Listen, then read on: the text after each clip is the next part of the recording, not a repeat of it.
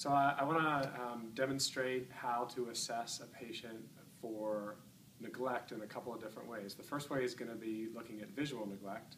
It's important before you do this assessment to check and make sure that the person can first see clearly enough out of each eye. So the way to do that would be a very simplified version of a visual field check, visual field visual acuity check. And it goes something like this. So Brian, how you doing today? Good, how are you? Good. So if you could cover your left eye for me with your hand, okay? Can you see my finger? Yes. How many fingers do I have? One. Does it look clear to you? Yes. Okay, good. So can you switch hands and cover your other eye? Okay. So this one? Can you see it? Yes. One finger? One finger. Does it look clear to you? Yes. Okay, good. So I've established that Brian has central visual field in each eye, and then you proceed as follows. Okay, Brian, I'm going to ask you to tell me which one of my two fingers is wiggling. Are you ready? Yes. Okay, you're going to look directly at me. Okay, here we go. Left. Okay. Left. Right. Left. Oh. Great. So the correct answer on the actual test part is that very last piece that I did.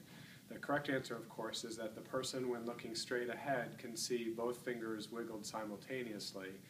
A patient who has neglect will tend to perceive the finger on the side away from which they're neglecting. So, for example, let's say Brian has left neglect. You ready? Look at my fingers. Brian, which finger is wiggling? Right. Right. Okay? So if the patient has severe neglect, they may not perceive that finger at all. Let's say it's a milder form of neglect, where when stimulated on one side, he can see it. It's when we stimulate on both sides. You can. Okay, here we go. Ready? Right. Left. Right. Okay, so in that case,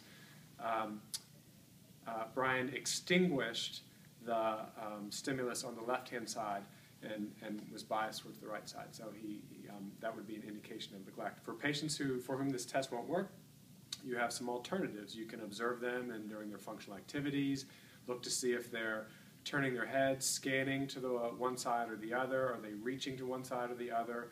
You have some pencil and paper tests to choose from, star cancellation, line bisection, and clock drawing, those kinds of things.